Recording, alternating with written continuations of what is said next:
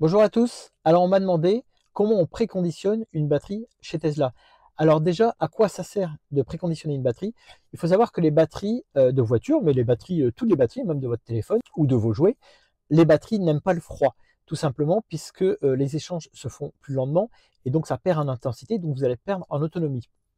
Donc la première raison pour laquelle on va préconditionner une batterie, préconditionner, c'est-à-dire qu'on va la chauffer, on va monter en température la batterie, c'est de façon à ce qu'elle soit chaude, suffisamment chaude pour fonctionner de manière optimale quand vous allez rouler.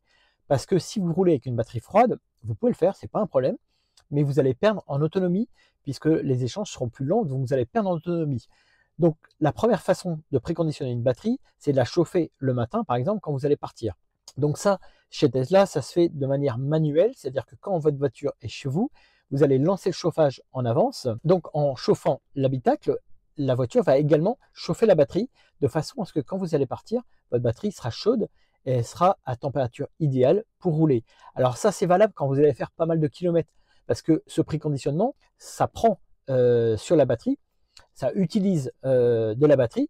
Donc il y a des fois où si vous allez faire juste quelques kilomètres, ça vaut pas le coup de préconditionner parce que vous allez perdre plus d'autonomie finalement en préconditionnant que ce que vous auriez perdu sur quelques kilomètres en batterie froide. Donc voilà, ça c'est le préconditionnement de la batterie avant de rouler. Il y a un deuxième préconditionnement, c'est quand vous allez aller sur un superchargeur, quand vous allez charger votre voiture sur un superchargeur avec des puissances de charge élevées. Là, c'est exactement pareil. Si vous arrivez avec une batterie froide sur un superchargeur, il faut savoir que la puissance envoyée par les bornes sur la voiture sont des puissances élevées. On va être sur du 150, 170, 200, 250 kW. C'est énorme. Si la batterie est froide, la vitesse de charge sera limitée pour ne pas abîmer la batterie.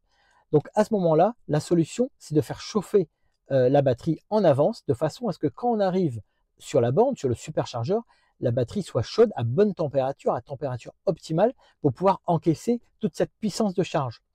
Donc cette fois-ci, du moins chez Tesla, ça ne se fait pas manuellement, ça se fait automatiquement. C'est-à-dire que sur le planificateur, quand vous allez mettre en destination un superchargeur, eh bien un petit peu avant d'arriver, elle va lancer d'elle-même le préconditionnement de la batterie, c'est-à-dire qu'elle va commencer à chauffer la batterie, à la faire monter en température, de façon à ce qu'une fois arrivé au superchargeur, la batterie soit à très bonne température pour encaisser toute la puissance offerte par la borne. Donc ça, elle va le faire. Vous n'avez rien à faire, ça se fait automatiquement. En hiver, si votre batterie est vraiment froide, eh bien ça va se déclencher très tôt. En été, ça va se déclencher très tard, voire pas du tout. Mais ça se fait de manière automatique.